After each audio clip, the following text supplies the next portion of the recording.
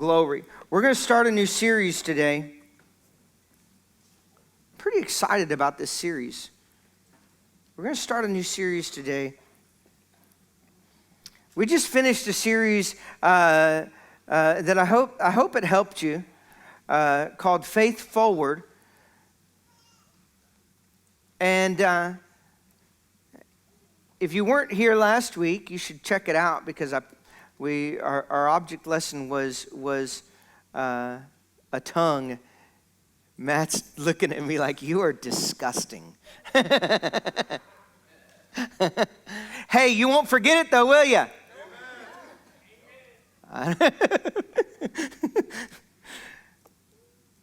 But we talked a little bit about faith having size. Faith having size. Turn over real quick to Matthew. I want you to see this. The Lord showed me this week, and we didn't even hit on this. And I had it in my notes, but I was like, I don't know if I'm going to get there, but I am. Matthew 17.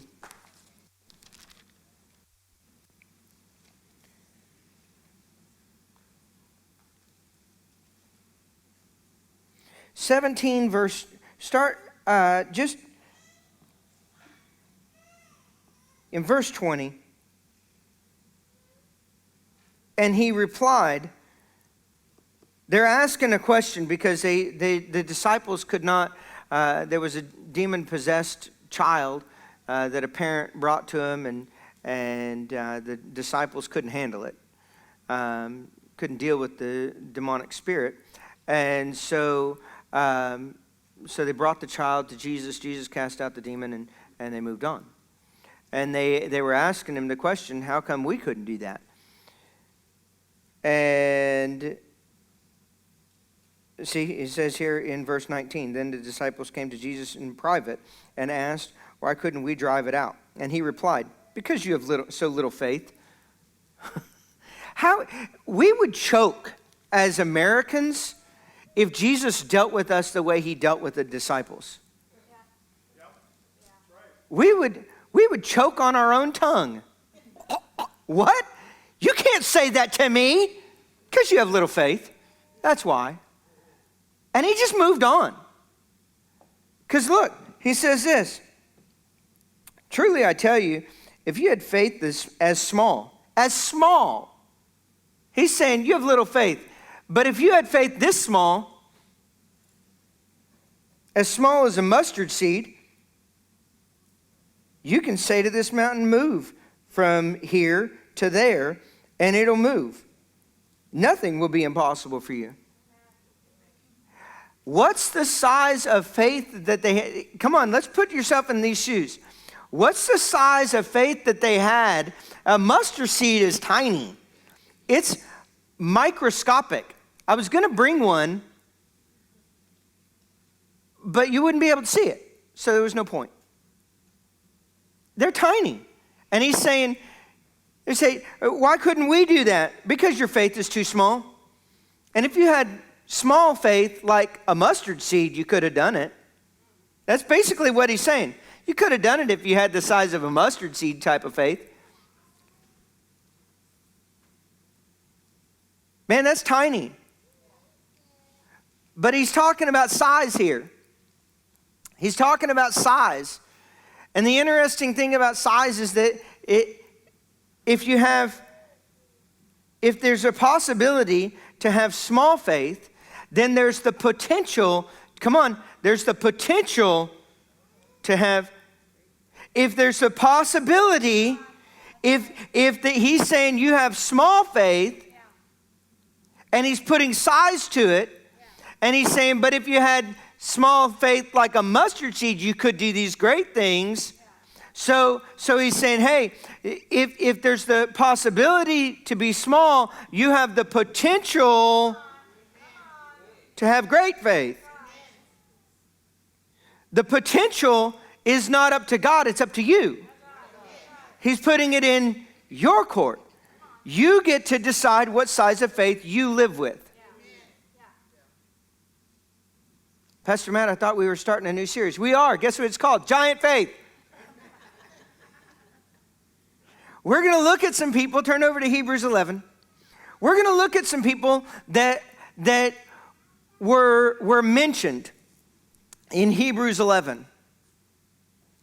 And this is one of my, as faith people, this should be one of your favorite chapters. Let me just say it this way. You should be in this chapter every week, at least once, looking at these people. Because see, if they're saying, hey, you have, if Jesus is saying you have small faith, but you could have great faith, let's go find out who had great faith. And if you want great faith, then you probably need an example. And I mean, the chief example is Jesus. But did you know that there's other people in the Bible that had great faith? They had big faith. They did big things.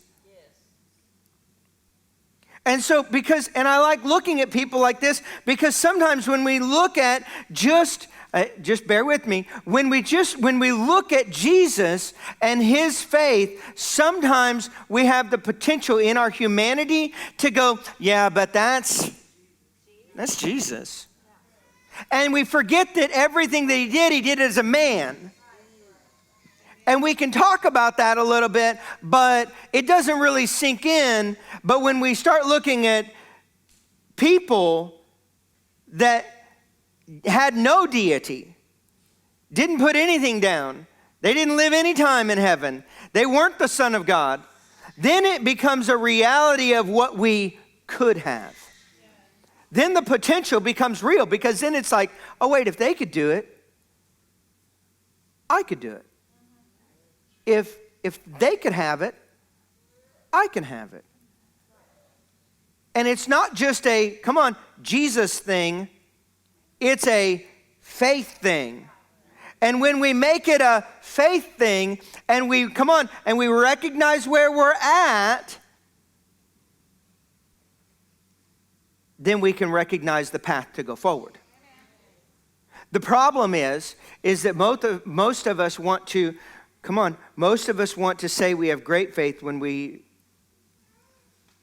haven't, put in the effort sometimes. And we really don't know how to get there, except sometimes it just gets to where it's guesswork. Come on. And we go, maybe if I apply this over here and this over, and then it looks maybe, and then let's try that out. Nope, that didn't get healing. Okay, I was wrong. Maybe something else. Let's try this over here and rearrange it, and maybe it looks over here, because we're not looking at, we're not looking at the picture. Yeah. And we're just trying to wing it, and it doesn't work. So look over at in Hebrews. Let's go to Hebrews.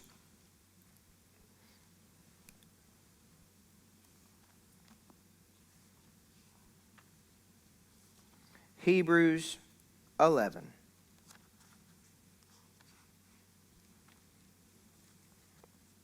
Let's just start in verse 1, because they don't have any of this up there. They started in verse 5 because they didn't know. So let's start in verse 1. Now faith is the confidence in what we hope for and assurance about what we do not see. This is what the ancients were commended for. That's an important line. That's an important line. Come on, let's read it again. This is what the ancients were commended for.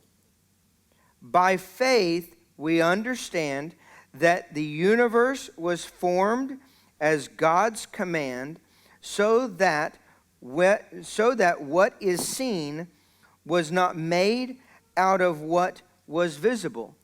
Come on. He made what is seen out of invisible, out of nothing. That's right. Nothing became something. Did you know that I believe in the Big Bang Theory? Did you know that? I believe in the Big Bang Theory. You ready for it? God spoke. Bang. It happened. Totally believe it. Totally believable. Was there a bang? Probably.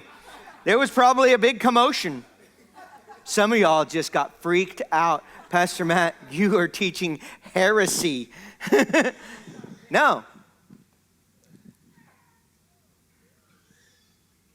I bet he paused. This is maybe just me. I just read things in sometimes. I bet he paused. Let there be. And everything that was nothing went, what are we going to be? What are we going to be? If I was God, I would have paused and just watched. How long can you guys, how long can nothing stay like that? In the position of being. What are we going to be? Come on. By faith, he did it. By faith, he spoke. Let there be. What are we going to be? Your circumstances, your bill needs to listen to you. When you say, hey, Bill, it needs to take that position. What are we going to do? You're paid. Yes, I'm paid. Bang, I'm paid. Come on. I believe the Big Bang Theory. It happened then and it still happens by faith. By faith, bang. By faith, bang, my bills are paid. By faith, bang, I've got good friends. Come on, I got good holy friends that you're praying for. By faith, bang, oh, everything happens.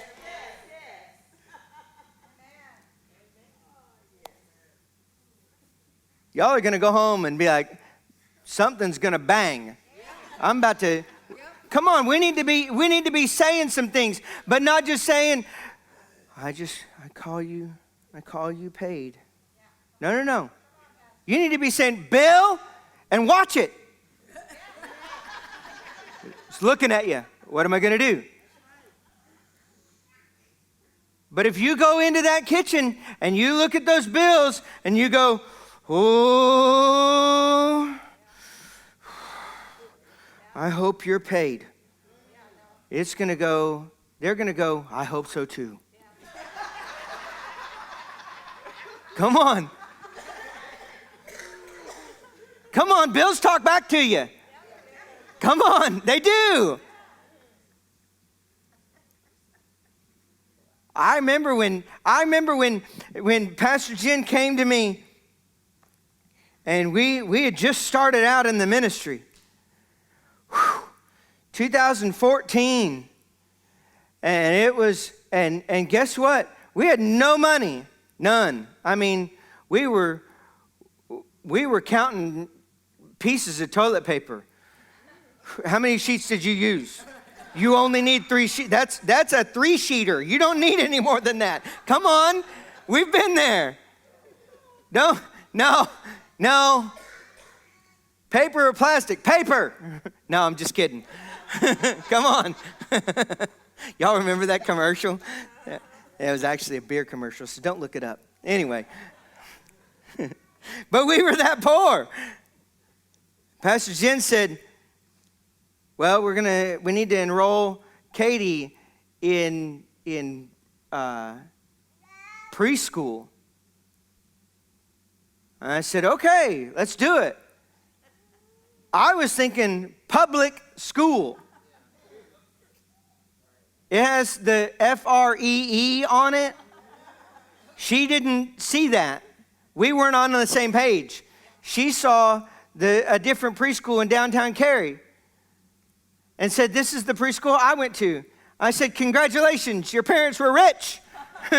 We are not. I remember that. That bill talked to me every month. $300 for what? She's 2. She wasn't. She was, I guess, 4 or 5. But man, come on. We've all lived there. Yeah. Bill, what? It needs to listen to you. Yeah. Come on, it's time to get some bigger faith. Yeah. Y'all thought I was off subject. I ain't off subject. Chuckle, because it's going to hurt a little bit. It's all right. But we need to start talking to some things. And not just saying things out of your mouth, but saying things out of your spirit. But saying things out of your spirit takes time. It's just going to take some time. You know what worry takes? You know how much time worry takes? None. Worry is the easy road. Well, I don't know. I don't know how we're going to pay this. I don't know either. And neither does the bill. Until you start commanding things to happen. You start commanding things to happen. And you don't give up until, you know what my recommendation is? Is to be single. Don't pick every bill. Pick one. Come on. Start with one and be single on it. God's paying my light bill this month. I'm not taking it out of my checking account. God's going to pay my light bill this month. God, you're paying my light bill this month, so it's $127 or whatever it is. And so, Lord, you're going to pay it. And so I'm just going to apply my faith, and bang, it's going to happen, and I'm just going to believe God for it. And start growing your faith. Because if you choose not to grow it, it's going to be over here.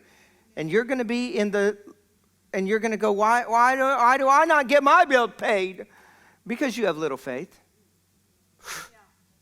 Come on, let's just be honest. If we can't be honest, we can't grow. Why aren't my bills paid? Because you have little faith. Because you refuse to grow your faith. That's why. Well, why are their bills paid? Because they take the time to grow their faith. If you had faith the size of a mustard seed, come on. All right, so Hebrews, well, we made it to verse 2 of the unplanned. Here we go. Oh, no, we made it through verse 3. All right. By faith, Abel brought God a better offering than Cain did. By faith, he was commended as righteous when God spoke well of his offering. And by faith, Abel still speaks. You should underline that and look at that. We're not going to look at it today.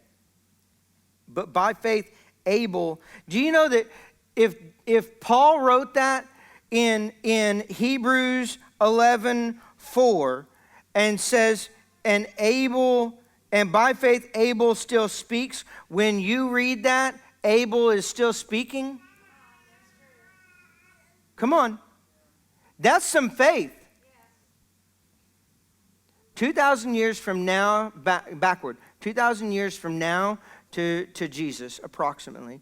2,000 years from Jesus to David. 2,000 years from David to Abraham. 2,000 years from Abraham to creation. And by faith, Abel still speaks. It wasn't yesterday.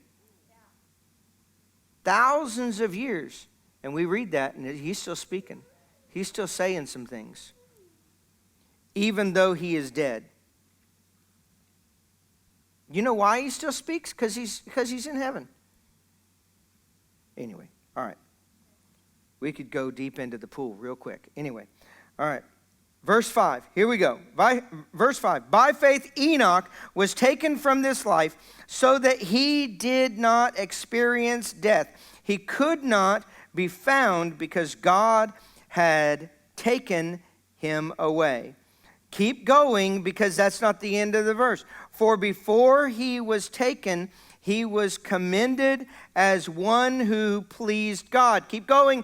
And without faith, it is impossible to please God because anyone who comes to him must believe that he exists and that he rewards those who earnestly seek him. Let's read that again. Verse 5 and 6. Read it together. Because when this was written, it was written as a letter. It wasn't written in chapter and verse. Paul wasn't like chapter 11, verse 5, verse 6. He didn't do that. He wrote it as a letter. And so these are connected. So let's go back. By faith, Enoch was taken from this life so that he did not experience death. He would not be found because God had taken him away. For before he was taken, he was commended as one who pleased God. And without faith, it is impossible to please God, because anyone who comes to him must believe that he exists and that he is a reward, that he rewards those who earnestly seek him. I almost switched over to New King James, because New King James says he's a rewarder of those who diligently seek him. The interesting thing about that is that I looked up the word diligently. And actually, the word diligently seek is the same word. It's one word. And the root word of that word, because it's two words in one. If you don't have the Blue Letter Bible, let me tell you, it's an app, and it's fantastic. You can do all this. It's wonderful. You can just come up here and preach my sermon. Come on. And so, but it's one word, and the root word is, I'm going to mess this up, but zeteo, Z-E-T-E-O, zeteo. I don't do a whole lot of root word teaching, but this is interesting. To seek by thinking or meditating. Meditating means to mutter. So you're thinking and you're saying. To seek in order to find. It's not seeking aimlessly. It's seeking with purpose.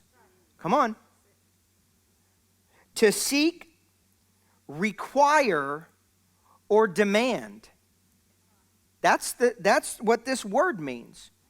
And so when you are seeking, when you are earnestly seeking or diligently seeking, what are you? Come on, we're back to the S word, single. You're focused. No, I'm seeking. What are you doing today? Seeking. Seeking what? God. You're weird. You're right. And saved. What? You heard me. Come on. We need to do some less repeating. You heard me the first time. Be a parent sometimes. It's all right. Even if you're not. You heard me the first time. I'm seeking God today. You're in my way of meditating. Let me tell you something. You won't need to find new friends. You'll have new friends because the old friends will run away. The ones that you shouldn't have. Come on. But the ones that are like, tell me more about this. Tell me more about this meditating and seeking. I would like to inquire about what you're doing. Gotcha. Come on. That's the way that's the way Jesus got the disciples. By saying abruptive things. And they went, tell me more. We don't like to talk about it, but there's a verse in Matthew, I believe it's Matthew, let's see. It was after he fed the 5,000, he feeds the 4,000, I believe it is. And he talks about eating his flesh and drinking his blood. And everybody left. And he turned around to the disciples. And he goes, you going to leave too? What are you going to do? He said some, what? But guess what? The 12 stayed and the 12 got close. It's all right if they run. It's okay. This was not my message. It's okay. It's okay. Let's flip over to Genesis. Genesis 5. We're looking at Enoch. Come on, we're looking at Enoch, and we are not going to look very deep today.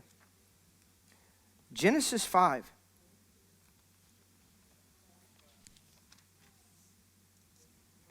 Genesis 5. Okay, I want to give you a little bit of a history lesson, just real quick. I promise no, I'm not going to promise anything.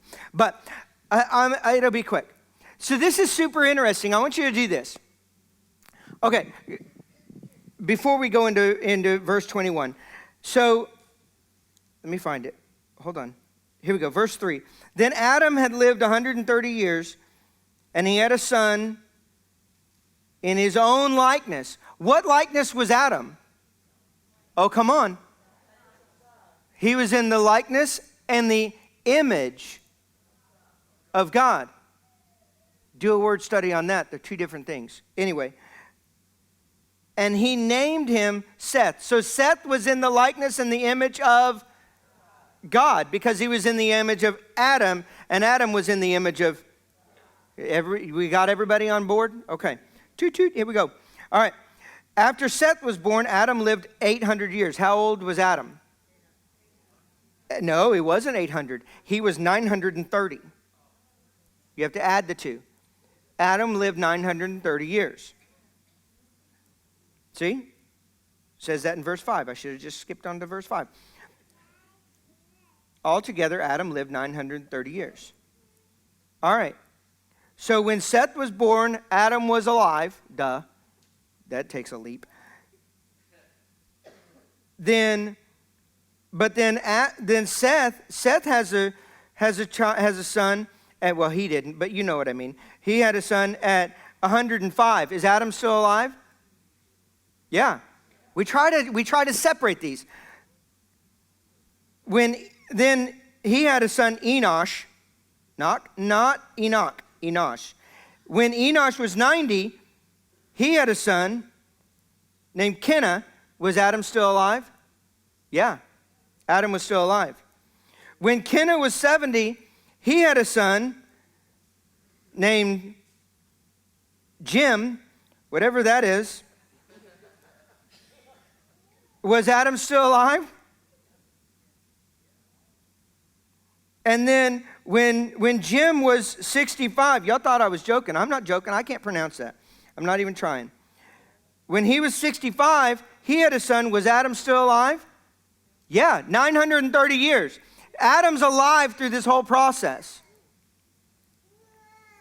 Don't just read verses, think. It's important. It's important. And then when Jared lived 160, he had a son, Enoch. Was Adam still alive? Yeah, Adam's still alive. Okay, verse 21. When Enoch lived 65 years, he became the father of Methuselah. After he became the father of Methuselah, Enoch walked faithfully with God. Enoch walked faithfully with God. Why is Enoch in Hebrews, though? Did you know Enoch has a total of 7 verses? 7 verses. In Hebrews 11, he is the second person mentioned, and he has the least written in the entire Bible about him. But for some reason, flip back over to Hebrews. Come on. Hebrews 11. Let's just, I want to put my eyeballs on it. I agree. Oh, now I've lost, there it is. I thought it fell out of my Bible or something. Okay, now run down to verse 32, Hebrews 11, verse 32. And it says, and what more shall I say? I do not have time to tell about. These are guys that got skipped over. For Enoch. Come on, 7 verses. I don't have time to tell you about Gideon. Really? I don't have time to tell you about Barak. I don't have time to tell you about Samson and Japheth and David.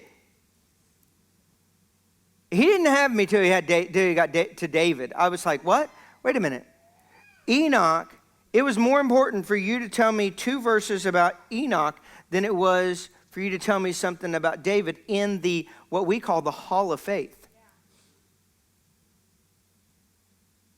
Or Samuel, the prophets, and Samuel and the prophets who through faith conquered kingdoms, administered justice, gained what was promised, who shut the mouths of the lions. That's Daniel. Daniel didn't make it. Rakshak and Benny didn't make it. Come on, VeggieTale people. Shadrach, Meshach, and Abednego, Rakshak and Benny, they didn't make it. By faith, they stood up to a king and got thrown into a fiery furnace that was heated up 7 times and didn't get nothing.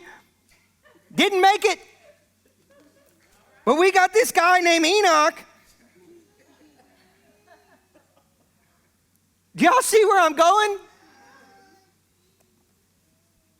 I spent almost a whole day on Tuesday going, God, I don't understand.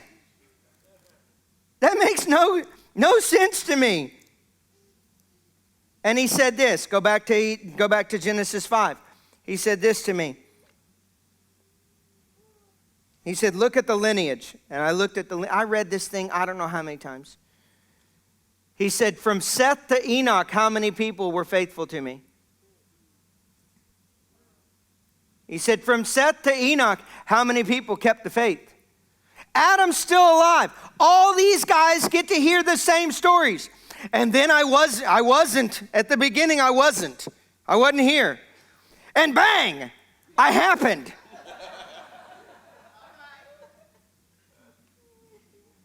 And I was like wandering around, and it was a really cool place. And God said that it wasn't good that I'm alone. And I was like, you're right. What are you going to do about it? And he said, hold on. Bang, there she is. And come on, look at your great-great-great-great-grandmother. I'm a firm believer that Eve was smoking hot. I don't know. But I just don't. I don't think that God created Eve and Adam went, whoa. Whoa, why? Come on, he didn't. Bang, she happened. You gotta put some things, come on. We're not taking away from the word. We're just saying, hey, let's use our thoughts here. Adam was attracted to her. Why? Because she was good looking. And he told all of these guys all these stories. And God lined up all the animals. And I said, rhinoceros, elephant, giraffe, zebra, puppy dog Dachshund, puppy dog Dalmatian, puppy dog, come on. He did. It says he named them all. He didn't wander around trying to find them. God lined them up. God brought it to him. And so he's living this out. Come on, think about this. He's living, and he's sitting there with Enosh. Enosh is sitting on great-grandpa's lap, and he's like, and then he lined them up, and I named all the animals that you call them names. I named them that. Yeah. What? Yeah, and I started calling that tree an oak tree, and that tree a cypress tree, and this thing, and come on, and he named all the things. And he hears all these stories. And he becomes 16 and his brain is fully developed, he thinks, and he goes around and he's like, I'm going to do whatever I want to do. Grandpa's crazy.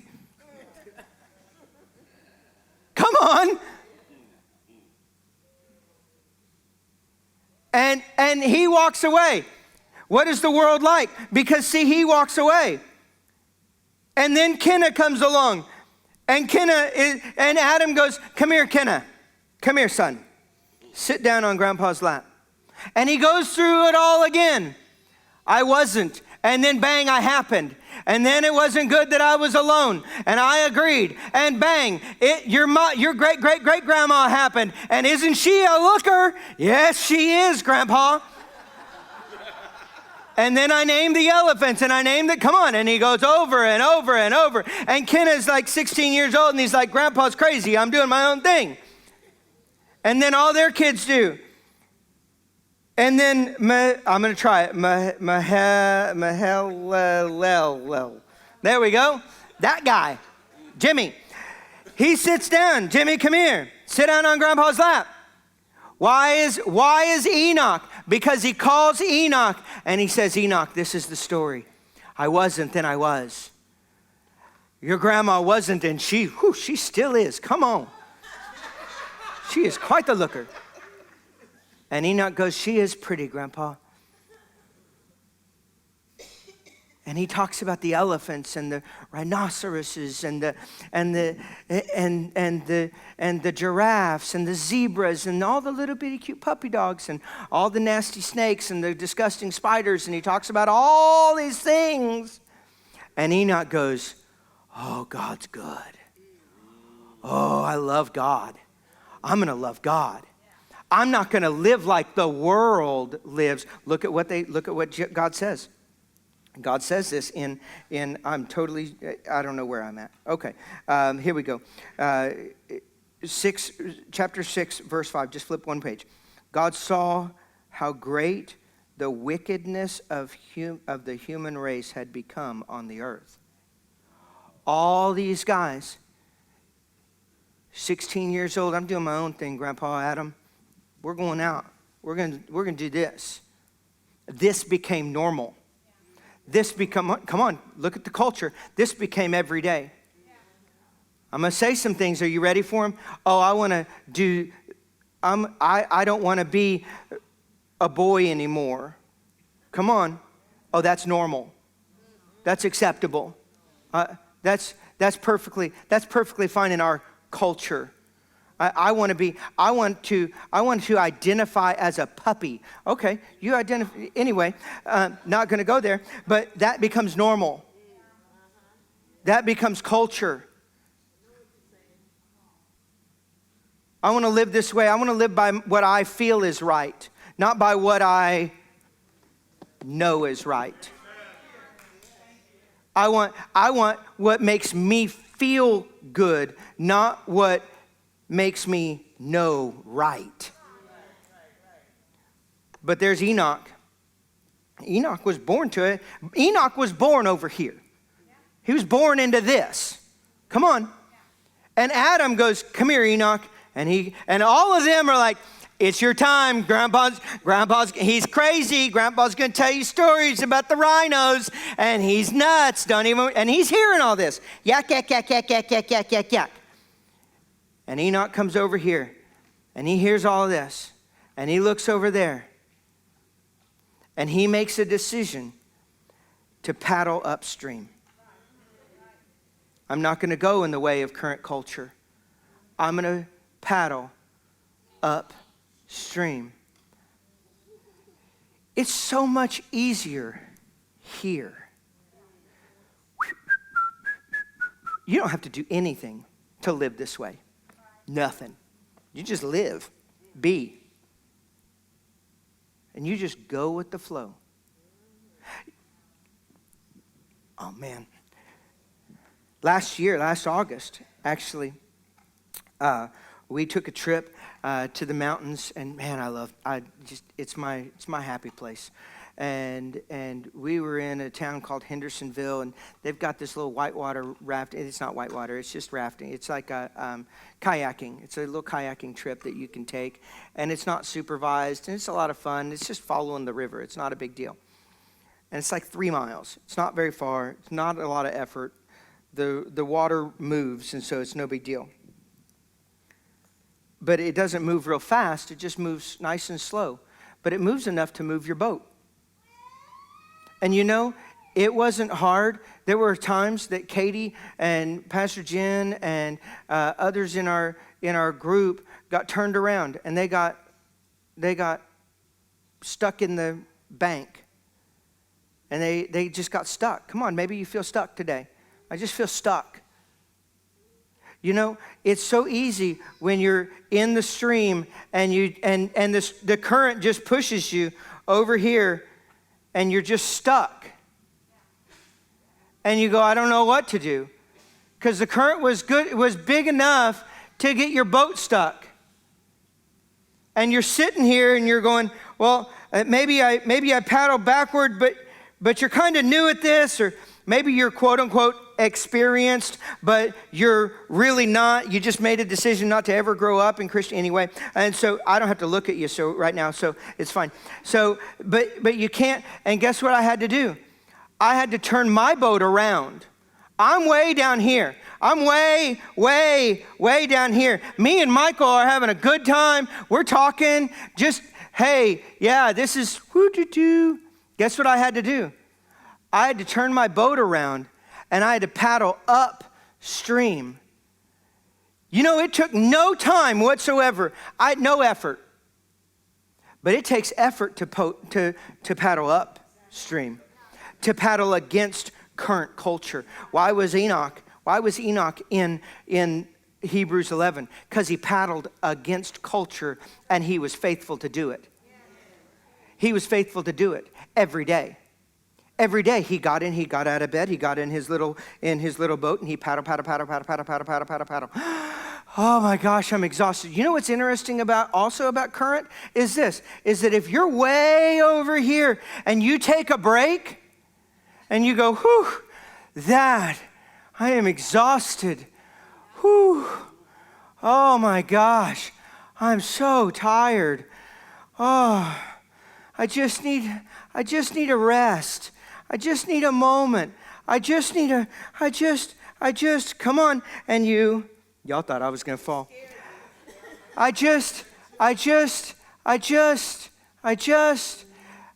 Wait, where am I? Wait, I'm not supposed to be here. I'm supposed to be way up there. But you quit paddling because you got tired. Because your friends were like, you don't really believe all this. Well, let me think about it. No, you don't think, you paddle. Come on. Say, I don't think I paddle. Your job is to paddle. Come on. If you need to think on this. If you need, I need to think about some things. Oh, I got what you need to think about. Come on. I got what you think about. You think about Philippians 4. You turn over. Come on. This is what he did. This is what he did. This is what Enoch did. Oh, man, I need to think about some things. And guess where he would go? He would go to his great-grandfather Seth and his great-great-great-grandfather Adam. And he's like, hey, I need to think on some things. And guess what they would say? They'd say something similar to Ephesians 4. And we're back here, aren't we? Ephesians 4. Let's find it. Verse 8. Finally, brothers and sisters, whatever is true, whatever is noble, whatever is right, whatever is pure, whatever is lovely, whatever is admirable, if anything is excellent or praiseworthy, think about such things. You should probably think about what you're reading in that Bible. And you should probably think about that church that you're going to. Man, you should probably, no, I don't need to think. I need to meditate on this. I don't need to think about what you think about. See, the world does. The world thinks about, the world does. The world goes, well, I wonder if that's true. I wonder if the Bible is true. Nope, Bible's true. Thinking on it. I wonder how the birds came about. Nope, says in Genesis, God created them. I don't have to think about it. I wonder who I really am. Nope, don't have to think about that. Know who I am. I'm a new creation in Christ Jesus. I'm created to do good works, not just think good things. But my thinking needs to come into line first. Romans 12:1 and 2. I wonder. Nope, no more wondering. I have no more wonder in me. If I want to wonder, I wonder at His greatness.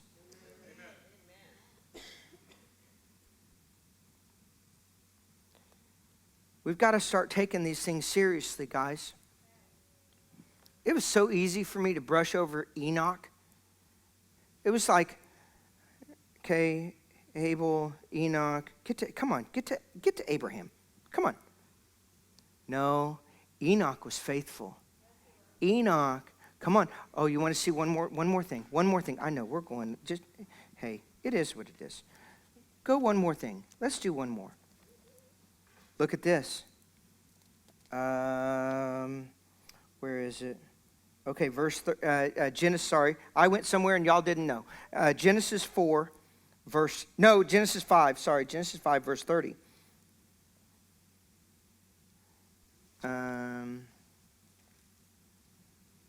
No, sorry.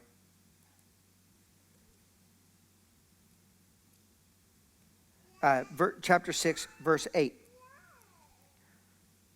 Chapter 6, verse 8.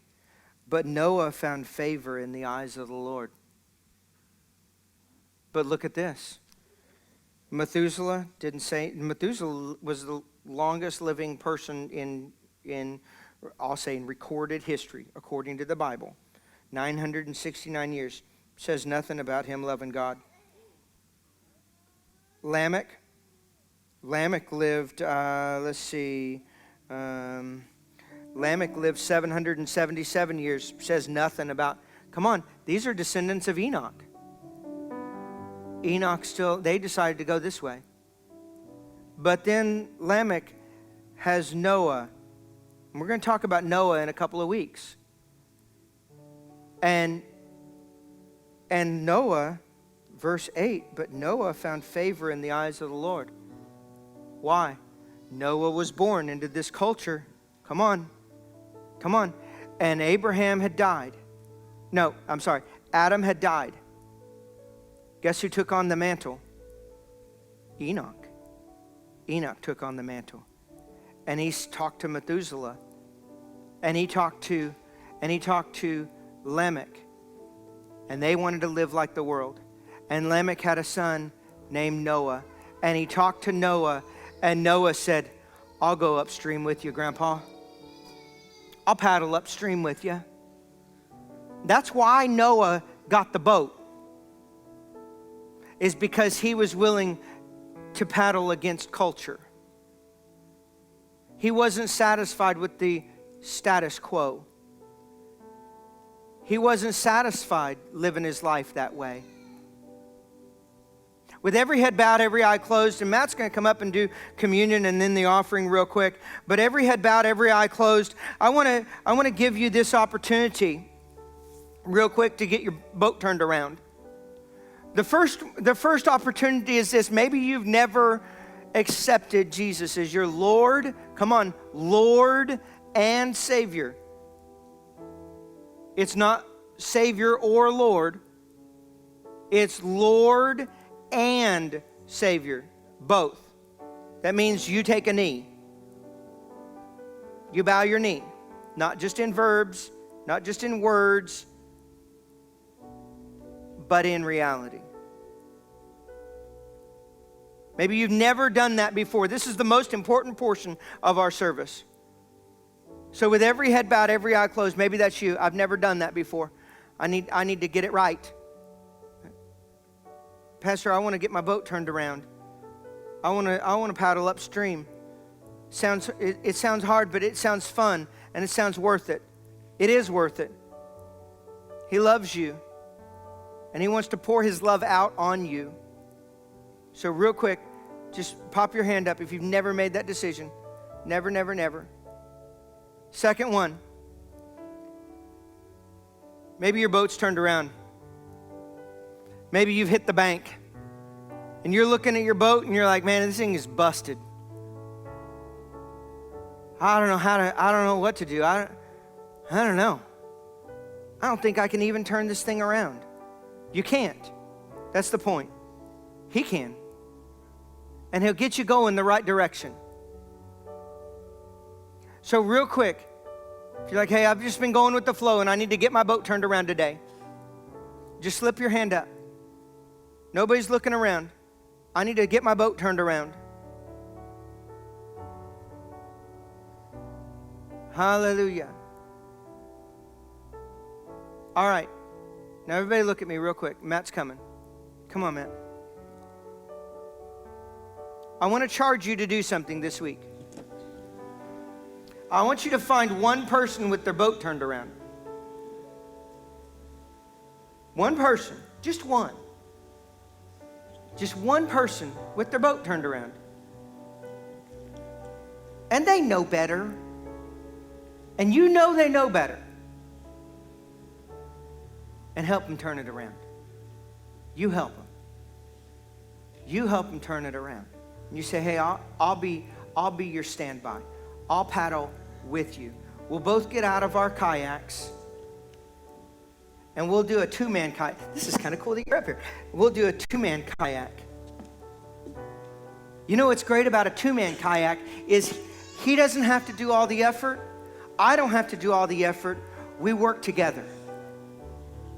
That's what's important about church, is that our kayak is super long. And we all paddle together.